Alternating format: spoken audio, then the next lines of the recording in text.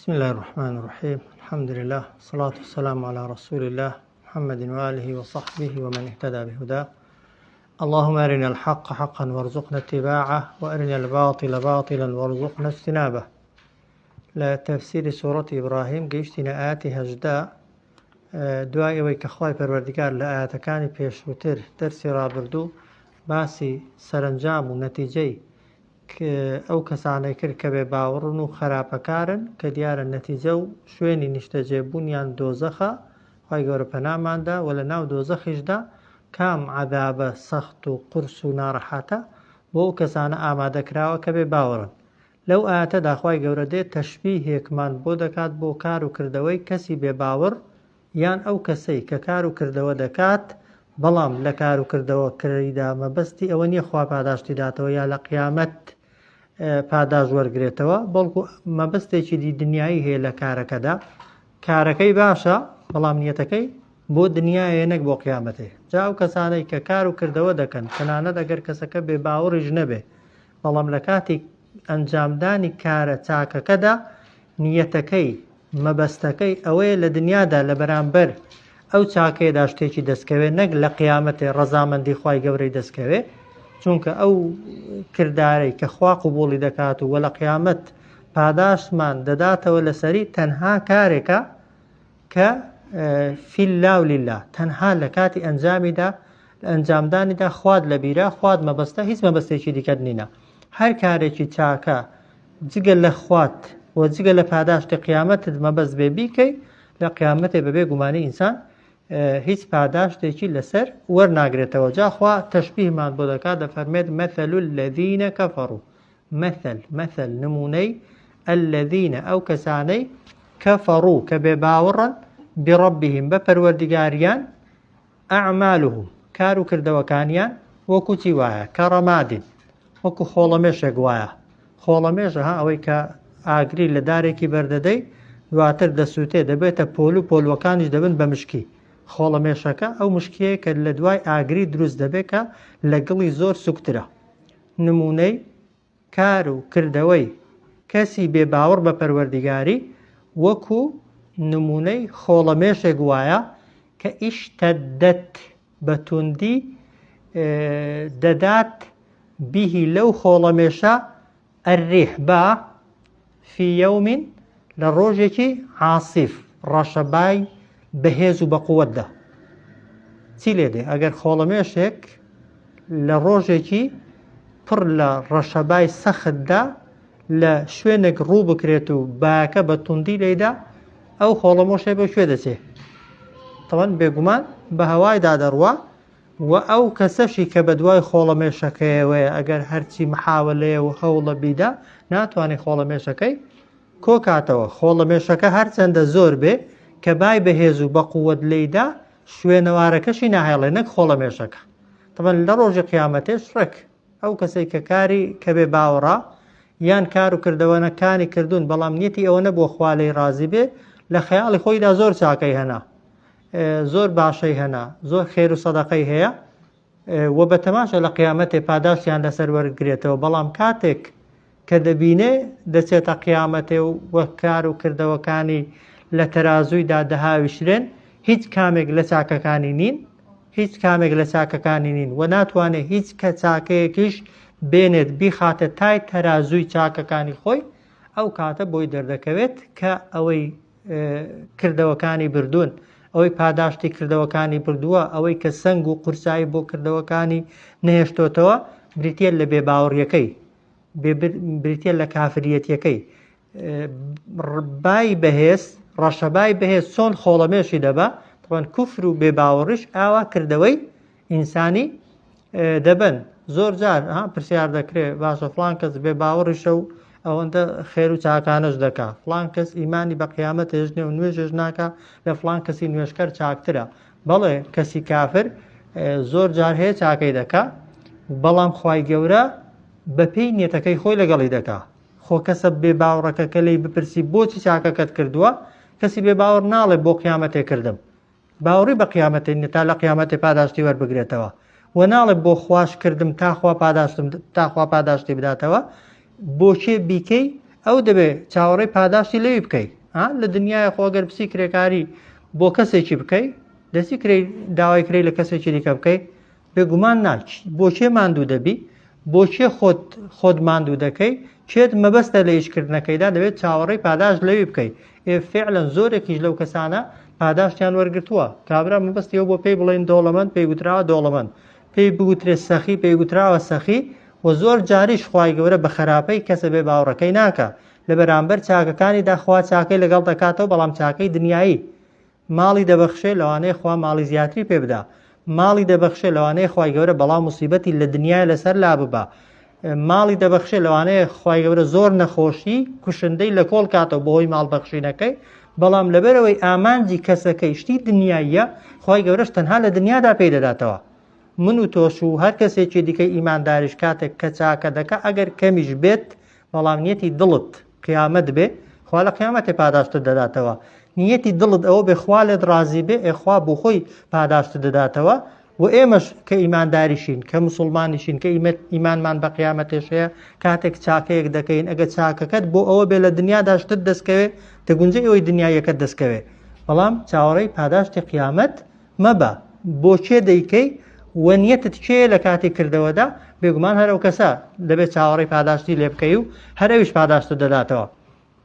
مثل الذين كفروا نمونەی ئەو کەسانێک کە بێ باوەڕ بوون بربهم بپەروەردگاریان ئەعمالهم کار و کردەوەکانیان کەڕەمادین وەکو خۆڵەمێشێک وایە ئیشتەدەت کە بە توندی دەدا بیهی لەو خۆڵەمێشە ئەرریح بە فی یەومین لە ڕۆژێکدا کە عاسیفە کە کەردەلوولە کە ڕۆژێکە بای بە قووەت و بەهێز و ڕەشەبای تێدادێ خوا دەفەرمێت لا یەقدیڕونە لە توانایاندا نییە ئەو کەسانەی کە بێ باوەڕن وەرگرنەوە میما کەسەبوو پاداشتی هیچ شتێک لەوەی کە کردویانە عەلا شەیئین لەسەر هیچ کامێک لەوەی کە کردویانە لا یەقدیڕونە لە توانایاندا نییە میما کەسەبوو لەوەی کە کردویانە عەلا شەیئین لەسەر هیچ شتێک پاداش وەربگرنەوە بۆ چونکە بە کوفرەکەیان و بە بێباوەڕیەکەیان پاداشتی کردەوە چاکەکانی خۆیان هەمووی بەتاڵ کردوتەوە جاخوا دەفەرمێت ذالکە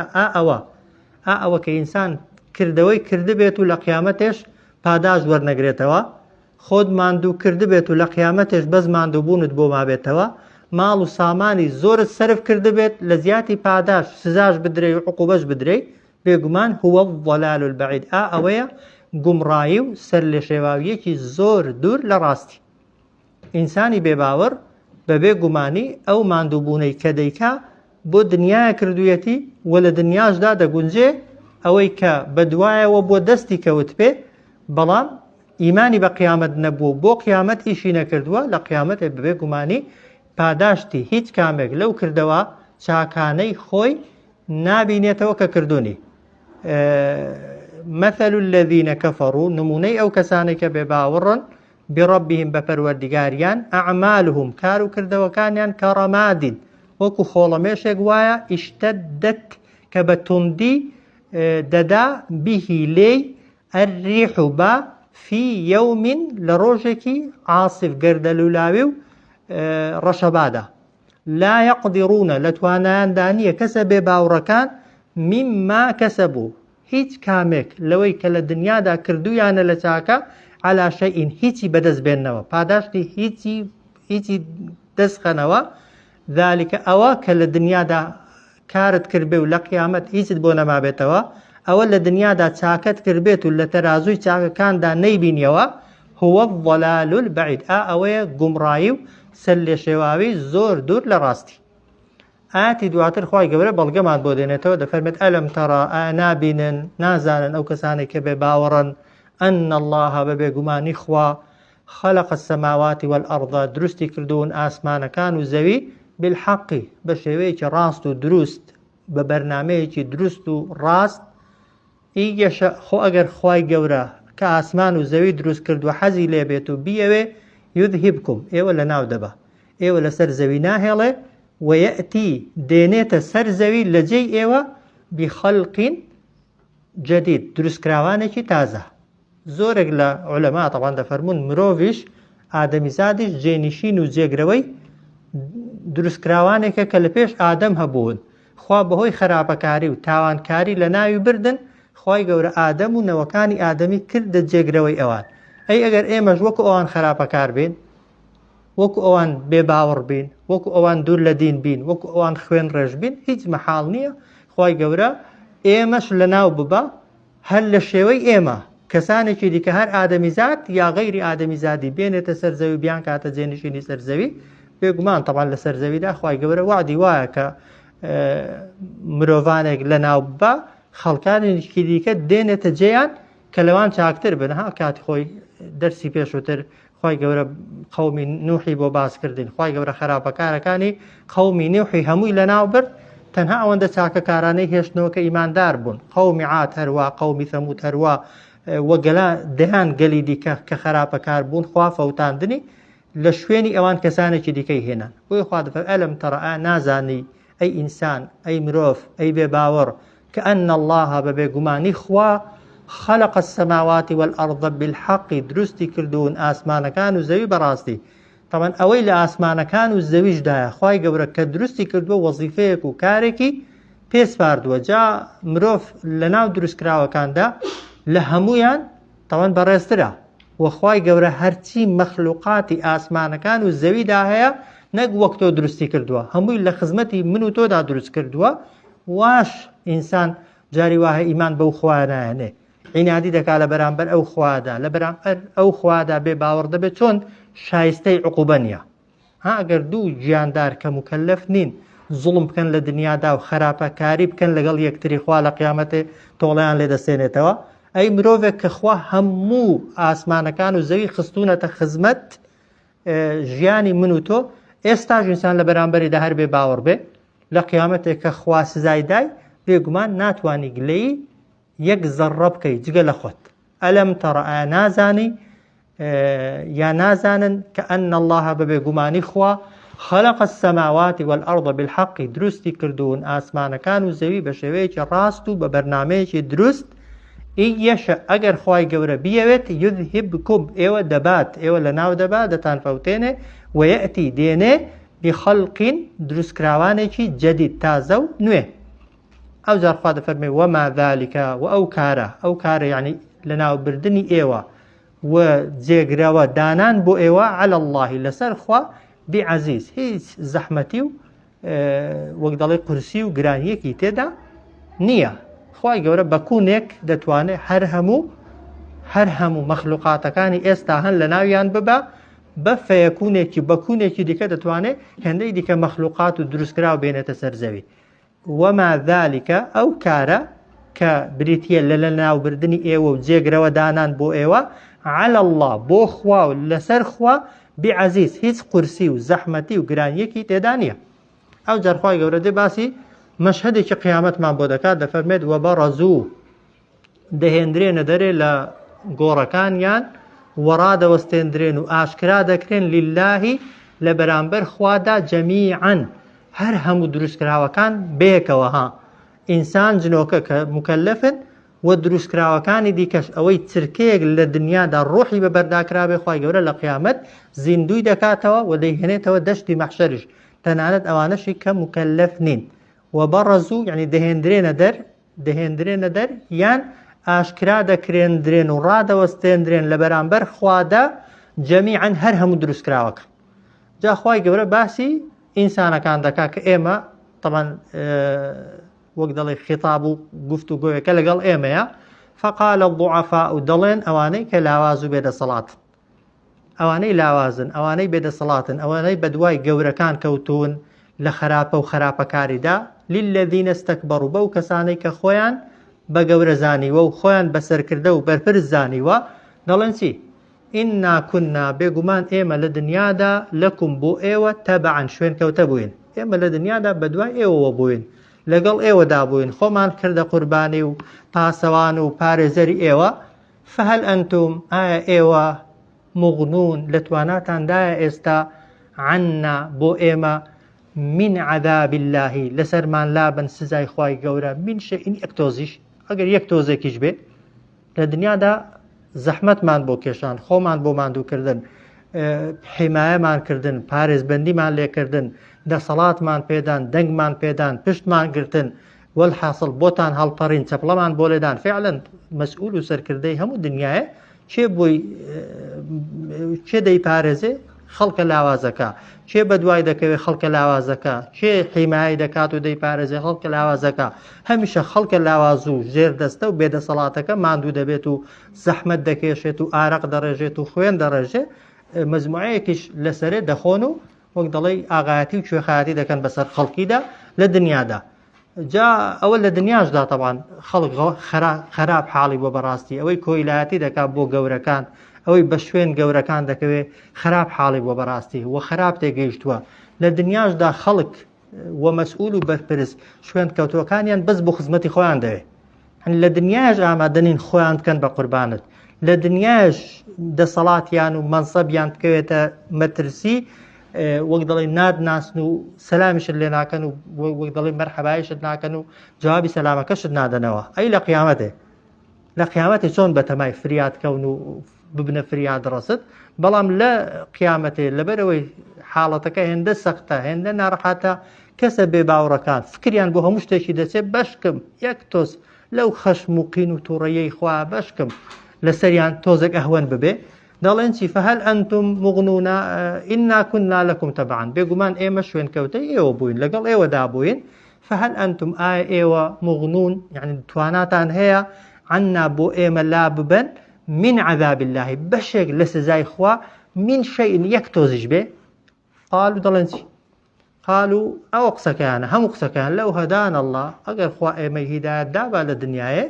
لە هەدەیناکم، ئێمەش ڕێنمونی ئێوەمان دەکرد. ینی خوا ئێمەی هیدایەت نەدا، کەواتە ئێمەش نەمانتوانی ئێوە هیدایەت دەین. لەو هەدان الله، ئەگەر خوا ئێمەی هیدایەت دابا و ئێمە بە خۆمان بە دوای ڕێگای ڕاستەوە باین و شوێن کەوتەی پێغەمبەران و وەک دەڵێ پیاو چاکان و ساڵحان باین، لە هەدەیناکم بە دڵنیاییەوە ئێوەمان ڕێنمونی دەکرد و لەگەڵ خۆمان دەمانکردنە شوێن کەوتەی چاکەکارەکان. بۆیە دەڵێن سەواء عەلەینا، وەکو یەکە بۆمان، عەلەینا بۆ ئێمە، یعنی بۆ ئێمە و بۆ ئێوە، ئێمە کە دەسەڵاتدار بووین، ئێوە کە بێدەسەڵات بوون، وەکو یەکە بۆمان. ئەجەزیعنا،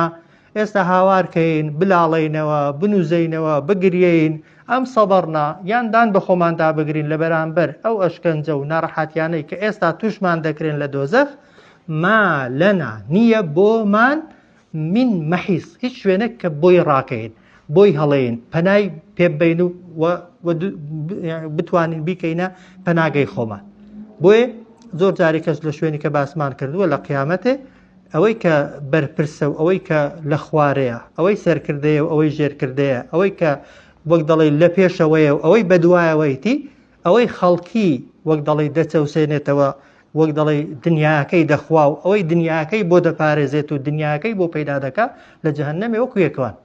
وە تاوانەکەشیان بە هیچ شێوەیەکی لە یەکتر کەمتر نییە، بە هیچ شێوەیەکی، چونکە ئەو کەسەی کە خەڵکی گومڕا دەکات و خەڵکی وەک دەڵێ دەکات بە کۆیلەی خۆی، قازانجێکی دنیای کردووە. هیچ نەبێت لە دنیادا خۆش ڕای باردۆ و خۆش گوزەراندوێتی، بەزەوەی کۆیلایەتی بۆ خەڵکی بێدین دەکات، ئەوەی کە بەدوای خەڵکی بێدین دەکەوێت. تەمان دنیاشی نییە وەکووی، و لە قیامەتە سزاخەی ئەگەر لەوی سەختتر نەبێ بە دڵنیایە وەکووی وایە، وەکووی وایە. بۆیە ئەوەکەی کە لەو هەدان الله لە هەدەیناکم، فعلەن ئێستا ئینسان زۆرینەی خەڵکی، یعنی ئەگەر لی بپرسی بەرپرس و سەرکردەکەت بەرەو شوێ دەڕوا، ڕێگاکەی ڕێگای بەهەشتە یان جەهەنەمەیە. خۆ بەکردەوان دیارە ئینسان بەکردەوەی چاک بەرەو بەهەشتە دەچێت، بەکردەوەی خراپ بەهەشت بە دڵ و خۆزگەی ناو دڵ نییە، بە خۆزگەی دڵ و پێخۆشبوونی ناو دڵ بێ، شەیتان شازی لە بەهەشتەیە. بەڵام بەکار و کردەوەیە، ئەو کەسەی تۆ بەدوای دەکەوێ و لەگەڵی و تەیری دەکەی و خۆشت دەوێ و محبەتت بۆی هەیە، ئەگەر کردارەکانی کردداری ئەهلی بەهەشتی بن، بەرەو بەهەشتت دەبات، دەبێت دڵنیابی لێرە فریای خۆتکەوی. ئەگەر کردارەکانی و ئەفعالەکانی ئەهلی جەهەنەمێ بن، دڵنیابە لەگەڵ خۆی دەباتە جەهەنەمێ، ناکرێت لێرە وەک دەڵێ بۆ سەرکردەکانی شەڕاستە، سەرکردەکان ناکرێت لێرە پێشەوای خەڵکانێکی خراپەکار بن، لە قیامەتش خوای گەورە بیان کاتە ئیمامی متەقیەکان و بیان خاتە ڕیزی پێغەمبەران. شتی وان نییە و من و تۆ شوێن کەوتەی خەڵکی خراپ بین، دەبێت لە قیامەتی لەگەڵ خەڵکی خراپ دابی و نابێتە بەڕای لێ بکەیت، و لەگەڵ خەڵکی چاک دابی لەگەڵ خەڵکی چاک دای. جا سەیاتەکەی با تەماشاکەینەوە و بە ڕەزولی الله دەهێنرێنە دەرو ڕادەوەستێنرێن و ئاشکرا دەکرێن ئەوە بەڕەز و هەم معناکانی ڕاستن بە معنای ئەوەی دێنە دەرێ لە قەبرەکان بە معنای ئەوەی ئاشکرا دەکرێن بە معنای ئەوەی ڕادەوەستێنرێن لە بەرامبەر خوادا تەوەن هەموو حاڵەتەکان هەن هەم لە قەبر دێنە دەر هەموو خەڵکەکە ئاشکرایە یەک کەس نییە لە شوێنێک بێ دیار نەبێ لە کونێک لە کەلێنێک بێ هەموو خەڵکی لە شوێنێکی تەختە یەک کەس نییە تەوان بتوانێت چرکەیەک خۆی ونکە لە بەرامبەر خوادا هەر هەموو بەتێکڕە فقال الضعفاء ژێر دەستە و بێدە سەڵاتەکان دەڵێن للذینە بەو کەسانەی ئیستەکبەڕوا خۆیان بە گەورە گرتووە ئیننا بێگومان ئێمە کوننا لە دنیادا لەکم بۆ ئێوە تەبەعەن شوێن کەوتە بووین فهل ئەنتم ئایا ئێوە مغنون لە دەسەڵاتتاندایە عنا بۆ ئێمە من عذاب الله بەشێک لە سزای خوا لابەن و سوکەن من شەیئین ئەگەر یەک تۆزیش بێ قالوا دەڵێن لەو هەدان الله ئەگەر خوای گەورە ڕێنمونی ئێمەی کردبایە لە هەدەیناکم ئێمەش ڕێنمونی ئێوەمان دەکرد خوا لە دنیادا ئێمەی هیدایەت نەدابوو ئێمەش نەمانتوانی ئێوە هیدایەت دەین سەواء عەلەینا جاوەکو یەکە بۆمان ئەجەزیعنا ئارام یعنی هاوارکەین و بلاڵینەوە و بنووزەینەوە ئەم سەبەڕنا یا ئارام بگرین ما لەنا نییە بۆ ئێمە نەک بۆ ئێمە بەیەکەوە یعنی ئێمە و ئێوەش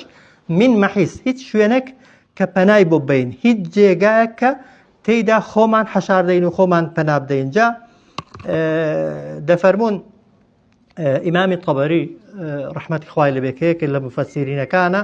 دەفەرمێت ئەهلی جەهەنەم ها دوای چەشتنی ئەشکەنجە و ئازار و ناڕەحەتیەکی زۆر کۆ دەبنەوە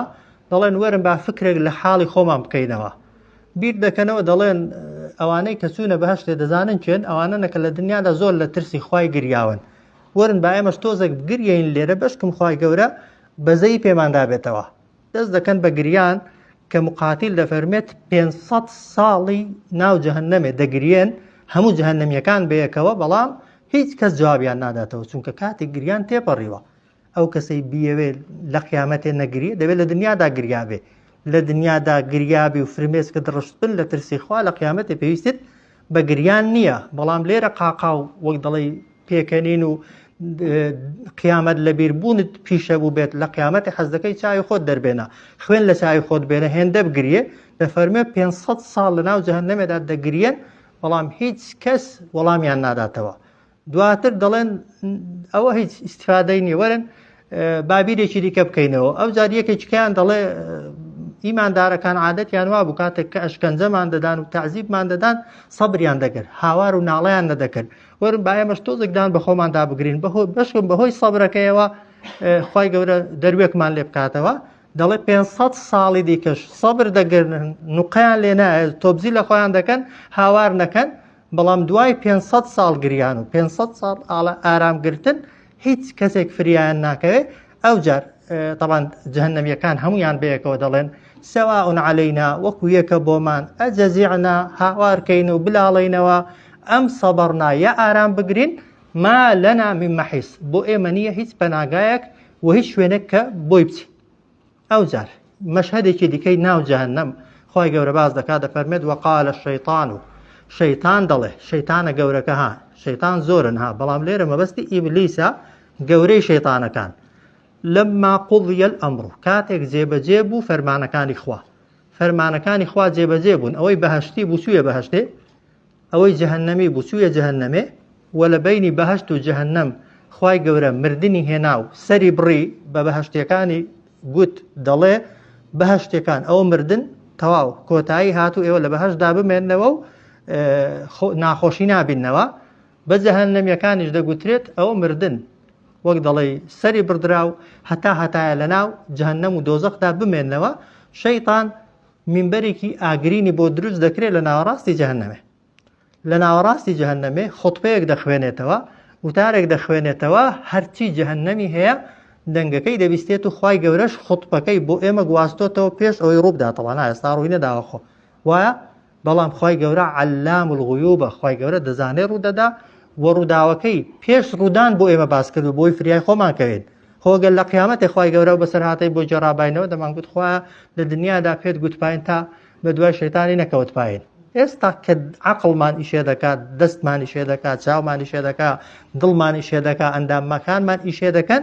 خی گەورە ڕووداوەکەی بۆ پێش ڕوودان پێگوتوێت کە پێش ڕوودان ڕووداوت پێگوترا و بەلاقی خۆت هەرچووی منتیقی تێدا نییە. ئێستا ئەگەر یعنی چێ دەتوانانی لۆمەی چێ بکەی ئەگەر بەنمونە بەو جادەیەدا بڕۆی کەسێک بەرەو ڕوود بێ بڵێ کاکە بچێ ئێرە دەتگرن ئەگەر فشت پێ هاتێ چوی و گرتیانی دەبێت لۆمەی چێ بکەی بێگومان دەبێت لۆمەی خۆت بکەی پێش ڕووداوەکان خی گەورە ڕووداوەکانی بۆ ئێمە باس کردووە لە قیامەتێ بۆیە کەس ناتوانێت گلەی بکە کەس ناتوانێت بڵێ خوایە نەمزانی خوایە ئاگام لێ نەبوو خوایە پێت نەگوتم وقال الشەیطان و شەیطان دەڵێ لەمما کاتێک قوڤیە جێبەجێ کران ئەلئەمڕوو هەموو فەرمانەکانی خوا دەڵێ چی ئین الله وعدەکم طبعا بەدەنگی بەرز بێگومان خی گەورە بەڵێنی دا پێتان وعد الحەقی بە بەڵێنێکی ڕاست و دروست خی گەورە بەڵێنی داوە هەر کەسێک چاکە کار بێت شوێن کەوتەی پێغەمبەران بێ بیباتە بەهەشت و لە ئاگر بیپارێزێ فعلەن بەڵێنی خوا هاتە جێ یان نەهاتە جێ بێگومان وعد الحەق بەڵێنێکی ڕاستی پێدان بەڵێنی خوا هاتە جێ بەهەشتیەکانی بردە بەهەشت جەهەنەمیەکانیشی هێنا ئێرە ووعدتکم ئەمنیش پەیمانم پێدان بەڵێنم پێدان فریوم دان ویستم بتان خەڵەتێنم بەڵام فەئەخلەفتکم پێچەوانەی هەموو بەڵێن و پەیمانەکانی خۆم جوڵامەوە لەگەڵتان ئەوە یەک لە قسەکانی ئەوجا دەڵێ وەما کانە لیە وەما کانە نەبوو بۆ من بەسەر ئێوەوە من سولتانین هیچ دەسەڵاتێک فعلا شەیطان هیچ دەسەڵاتێکی بەسەر ئێمەدا نییە خراپەمان پێ بکا بە تۆبزی وایە چێ دیوێتی شەیطان بێ لە سەرسەرت ڕاوەستێ ئارپێچێکت بۆ ڕاگرێ بڵێ گوناهەکەی نەکەی دەتکوژم شتیوا بووە یان ئەگەر گوناهەکەت نەکرد لەو دیوبەرت دەدەمەوە ڕزقەکەت دەبڕم ئاوەکەت لێ دەگرمەوە زەویەکەت ڕۆ دەچوێنم هیچ تەبەن کامێک لەو دەسەڵاتانەی نییە تەنانەت هەناسە و هەوایەکی من و تۆی بەدەست نییە بۆیە شەیطان قسەیەک دەکا قسەیەکی ڕاستیش وما كان لي عليكم نبو بو من لدنيادا بسر ايوه من سلطان هیچ دەسەڵاتێک تەنها یەکشتم کردووە إلا أن دعوتكم تەنها بانگم کردوون فاستجبتم ئێوە وەڵامتان داومەوە بەس ئەوەندە بانگت دەکەم وەڵامت دەدەمەوە ئێتۆ بانگی کەسێک دەکەی کەسەکە با بە قسەت نەکا با بە قسەت نەکە کەسێکی وەک خۆت لە دەسەڵاتدا بانگی کردی حەز لێبی جوابی دەدەی حەز لێبی جوابی نادەیەوە وانی ئێستا چەند کەس شتمان پێ دەڵێ ئەوەی حەز لێ بە قسەی دەکەی حەز لێ نییە بە قسەی ناکەی شەیطان عینەن شتەها إلا أن دعوتكم تەنها ئەوەندەیە بانگم کردن فاستجبتم وەڵامتان دامەوە بۆیە فەلا تەلومونی سەرزەنشتی من نەکەن ئێستا پێیان دەڵ نەکەن لۆمەی من بکەن و سەرزەنشتی من بکەن و گوناهی خۆتان بە من دابێنن وەلومو سەرزەنشت کەن چێ لۆمەی خۆتان کەن وەلوم و سەرزەنشتی خۆتان کەن ئەوجار ئەوە قسەی دووەمیان طبعا قسەیەکی ئەوەشیان قسەیەکی ڕاست و دروست فەلا تەلومونی لۆمەی من نەکەن وەلومو ئەنفوسەکم دەبێت لۆمە و سەرزەنشتی خۆشت کەی فعلا زۆرێک لە گوناهەکان کە ئێمە دەیکەین جاری وایە شەیطان هەر ئاگاشی لێ نییە نەفسی خۆمانە و ئیمان زەعیفی خۆمانە چاکەکەی ناکەین و نەفس و ئارەزوەکەی خۆمانە خراپەکەمان پێ دەکات زۆرێک لە گوناهەکان کە دەیکەین لەوانەی وەسوەسەی شەیطانیش نەبێ قوتقوتەی شەیطانیش نەبێ هەر نەفسی خۆتە لێت بووە بە وەک دەڵێ بە شەیطان هەر ئارەزووی خۆتە و حەزی خۆتە لێت بۆ شەیطان بۆیە زۆردار یعنی لەوانەیە بە بێگوناهی شەیطانیش تاوانبارکەی هەرچی کردمان پاڵی دەدەینە لای شەیطانی هەرچی کردمان دەڵێن شەیطان پێی کردی شەیطان بەڵێ لەوانەیە نیسبەتێک وەسوەسە و خۆتخۆتەی پێ بکرێت بۆت جوانکە بەڵام سوڵتەی نییە دەسەڵاتی نییە ئەگەر بە قسەینەکەی عقوبەتدا خوا بۆ بە قسەی خوای ناکەین خوا هانیشمان دەدا وایە پەیامیشمان بۆ دەنێرێ هەڕەشەشمان لێ دەکا وعدیشمان پێدەدا بە قسەی خوای هەر ناکەی بەڵام شەیطانێک بەس خوتخوتە و وەسوەسەیەک بە فریودانێکی کە هیچی لە دەست نییە بە قسەیکەی دەبێ ئینسان شایستەی چ بێ یعنی ما ئەنا ئەجا شەیطان دەڵێ بمصرخیکم ئەمن لە توانامدانی ئێستا هیچتان بۆ بکەم و فریاتان کەوم بۆیە بەتەمای من مەبن وما ئەنتم بمصرخیە ئێوەش بە هیچ شێوەیەکی ناتوانن ئێستا فریای من کەون و هیچ کامێک لەو ئەشکەنجە و ناڕەحاتیانەی کە تووشم بووە لەسرم لادن ئەوجار ئەوە قسەیەکی دیکەی مەشهدێکی دیکە مەقعەت هەموو قسەکانیشی دروستن تەوان فعلا شەیطان هیچی پێ دەکرێت بۆ هیچ کەسێک و نەدە کەسیش دەتوانێت وەک چۆن لە دنیادا سەربازی و جوندیاتی بۆ شەیتان کردو لە قیامەتێ بۆی بکە ئینی کەفەرتو بێگومان من بێباوەڕم بما ئەشرەکتمونی من قبل بەوەی کە منتان کردوتە شەریک و هاوبەشی خوا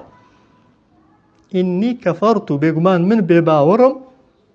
بما بەوەی ئەشرەکتمونی طبعا یاێکی مەحذوفی لێ بەوەی کە ئێوە منتان کردوتە شەریکی خوا باش ئێستا کەسێ شەیتانی بپەرستێ جگە لە پەرستن بە معنای ئەوەی خەڵک لێ تێگەیشتووە بە معنای ئەوەی کە شەیتان لە پێشە دراوەستێ و سوزدەی بوو بین کەسمان وا دەکا کەس وا ناکە بەڵام پەرستن یعنی بە قسەکردن ها بۆ معلوماتان یعنی من باوەڕم بەوە نەبوو کە ئێوە لە زیادی خوا بە قسەی من بکەن بەڵام لە شوێنێکە هەمانە شەیتان تەنها ئینتقامە و تۆڵەیە دەیستێنێتەوە لە نەوەکانی ئەم تەنها حەسادەت و ئێرەیە بۆ خۆی لەعنەتی لێکراوە و دەچێتە جەهەنەمێ دەشێوێ من و تۆ لەگەڵ خۆی ببات تەنها دەنا شەیتان بەو معنایەی کە لە بەرامبەرتدا ڕاوەستا بێ و بیپەرستی مەبەستم لێرە مەبەستیەوە نییە ئیلا سوزدەت بۆ شەیتانی بردبێ ئەوەی کە گوێڕاڵی شەیتانیشی کردو شەیتان بێباوەڕ و باوەڕی پێ نییە ئینی کەفەرت و بێگومان من بێباوەڕم بما ئەشرەکتمونی من قبل بەوەی کە منتان دەکردە هاوبەش و شەریکی خوا پێشتر جا دوو نەوعەها هەندێک کەسمان هەیە لە ئیتاعەکردن و گوێڕاڵیکردندا شەیتانی کردووە بە شەریکی خوا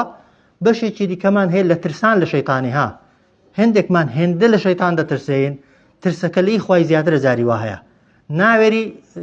دەنگ هەڵێنی ناوێری بچێ تاریکیایەکی ناوێری قاست بجوڵێنی ناوێری حرەکەیەکی بکەیت دەڵێ ها شەیتان وام لێ دەکەش ترسان لە شەیتانی بەو ئەندازەیە زۆر خەتەرە ها شەیتان عەبدێکی بێدەسەڵاتە لە بەرامبەر خوادا و لە بەرامبەر توانای خوا و لە بەرامبەر تەنانەت ویقایە و ئەفکارەکانیشدا کە خوا فێری کردوین یا پێغەمبەر فێری کردوین صلی الله عليه وسلم چ محبەتی شەیتان بەو ئەندازەیە کە وەکو خوا بە قسەیکەی و بە دوای کەوێ و هەرچی بۆی ڕازاندیەوە بێسێود و وەک دەڵی جێبەجێیکەی و نە ئەوە کە هێندەلی پرسەی پێدوابێ ئەگەر بە قسەی نەکەی گۆج و ئیفلیس دەکات و خراپ وەک دەڵی خراپت بەسەر دێنێ ترسانیش لی بەو ئەندازێ هەرچی کردت پێدوابێ یا لە هەر شوێنێکی بووی و لە هەر چرکە ساتێکدا بووی پێدوابێ شەیتان و جنۆکە و دار و دەستەکەی شەیتانی دەتوانن زەربەت لێوەشێنن ترسان لیان بەو شێوازە زۆر خەتەرە ئاگامان لێ بێ ئین الظالمینە شەیتان دەڵێ بێگومان ستەمکاران لە هەرچی ستەمکار بێ لەهم عەذاب ئەلیم بێگومان بۆیان ئامادەکراوە سزایەکی زۆر بەئش ئەوانە خوتبەی شەیتانین و خوتبەیەکیش تەواو هەمویان ڕاستن لە شوێنی خۆیدان کەس لە بەرامبەر شەیتانیدا قسەی نییە کەس ناتوانێت ڕەخنەشی لێ بگرێ وقال الشەیطان و سەیری ئاەتەکەیکەنەوە شەیتان گوتی لما قضي الأمر كاتك فرمانكاني خوا هموي جبجي بون إن الله بقمان خوا وعدكم بليني داوة بيتان وعد الحق وعد ببليني راستو درستو بلينكي خوي هنا وتزيبوت ووعدتكم أمنش بيمان بلين مدا بيتان بلان فأخلفتكم بيتوانو وقدالي مخالفي بلينكاني خوم كرت لقلتان وما كان لي عليكم نبو بومن بسر ايوه لدنيا دا من سلطان حزد صلاتك إلا أن دعوتكم تنها دمتواني بانكتان كم تنها بانكم كردن فاستجبتم ولامتان دايوة لي بومن ايوه ولامي من تان دايوة فلا تلوموني استاش لومي من نكن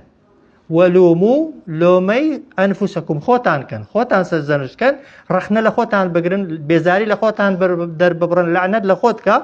ما أنا بمصرخكم من لتوانام دانية هيش تكتان ليرة بوبكم وما أنتم بمصرخي إيوج ناتوانن هيش تك بو من بكنو في الرياي من كون إني كفرت بيقمان من بباورم بما أشركتموني بويكا إيوة منتان كردوتا شريك إخوة بيشتر إن الظالمين بيقمان حتى استمكارا بتبرستا خرابكارو تاوانكارا لهم بويان آمادكراوا عذاب أليم سزاي بيش جا أو استمكارا لسري بيا لخواري بي أو كاستمكارا خلقي قمرا كرد بي طبعا استمكارا كان عادة خلقي قمرا دا كان يان استملكراو بو بو معناي خلق قمرا كرد بي سادة وفقير حال بو بدواي همو كساكي كوت بي آتي دوات الخوادة فرمي وأدخل الذين آمنوا وعملوا الصالحات جنات دخرنا بەهەشتەوە کێ دەخرێن کێ دەیان خاتە بەهەشت تەمان خوا بڕیارەکەی دەدا وایە کێ پێشوازیان لێ دەکا طبعا ملائكة كان ولناو بهشتش طبعا إيمان دار كان هوكاري چوونە بەهەشتیان چییە؟ کردەوەکەی خۆیانە بۆی بە مەجهولی هێناویەتی ئەوەی کە ئینسانی دەخاتە بەهەشتێ ئەمری خوایە و ڕەحمی خوایە وازحە پاشان وەک دەڵێ هاندان و پێشوازیکردنی فریشتە و مەلایکەتەکانە کە لەوێ پێشت دەکەون و ڕێنمونیت دەکەن و هەروها کاروکردەوەی خۆش دەکەوا دەکا بچێ بەهەشت وأدخل الذين آمنوا وعملوا الصالحات جنات جا لە کوردیەدا جەناتەکەی بێنینە پێشێ طبعا معناكي رونتر دبي وأدخل يعني دخرين بهشت الذين آمنوا أواني كباوردارن وعملوا الصالحات وكانوا كردوي تاكشيان كردوا جنات تندان باخ تندان بهشت كتجري دروا من تحتها الأنهار بجر باخ كان دا تندان روبار جاء لسر أوش قصهية هندك مفسرين دفرمون باخ و باخاتكاني بهشت شوية نقشتيكانن ويك همو بهشتيكان تيدا ها مشتركن كوشكو تلارو خان وتايبتيكان كخوا باسيان دكا أو مغلق سوسيكانن دفرمون همو بهشتيك ها كوشكو تلارو شويني حوانوي تايبتي خوشي هيا وكمالك باخ و باخاتي شن قشتين همو بهشتيكان لوي تيدا دكري كوب بنو لوي دكري يكتر ببينو وەکو دنیاش دەگونجێ یەکتر بناسنەوە و وەخوای گەورە لە شوێنە گشتەکاندا دەگونجێ دۆست و برادەر و ڕەفیقەکان بە یەکتر شاد کاتەوە بەڵام لە شوێنە تایبەتیەکان هەر کەسەی لە شوێنی تایبەتی خۆی و لە جێگای حەوانەوەی خۆیەتی خالیدینە فیها دەمێننەوە بە نەمری لەنا ئەو بەهەشتانەدا بەڵام بئیذنی ڕەبیهم بە فەرمان و ویستی پەروەردیگاریان تەحیەتهم بەخێرهاتنیان فیها لەناو بەهەشتێدا بەچیە بەوشەی سەلامە مەلائکەتەکان بە سەلام پێشوازیان لێ دەکەن خوای گەورە بە سەلام پێشوازیان لێ دەکا و دڵیان خۆش دەکا و ئیمانداران کە دەگەن بە یەکتری بە سەلام خۆشحاڵی بۆ یەکتری دەردەبڕن و ئودخیلە دەخرێنە گەر کەلیمە بە کەلیمە بیکەین الذینە ئەو کەسانەی ئامن و باوەڕیان هێناوە وعملوا الصالحات وأنجامیان داوە کارە چاکەکان جەناتین بۆ ناو چەندان باخ كتجري دروا من تحتها الأنهار بجر باخكان دا چندان روباري طبعا آو شراب شير هنجوين خالدين فيها دمين نوا بنمري لنا أو باخانة دا بإذن ربهم بفرمانو وستي پروردگاريان تحيتهم پیشوازي لكردنيان لنا أو باخانة دا بريتيا لا سلام لا بكار هناني وشي سلام لبي يعني سلامت با هیچ کامێک لەو ناخۆشیانەی کە پێشتر بەسەرت هاتوون لێرە نان بینیەوە خوای گەورە بەنسیبمان کە صلی الله علی سیدنا محمد وعلى آله وصحبه أجمعين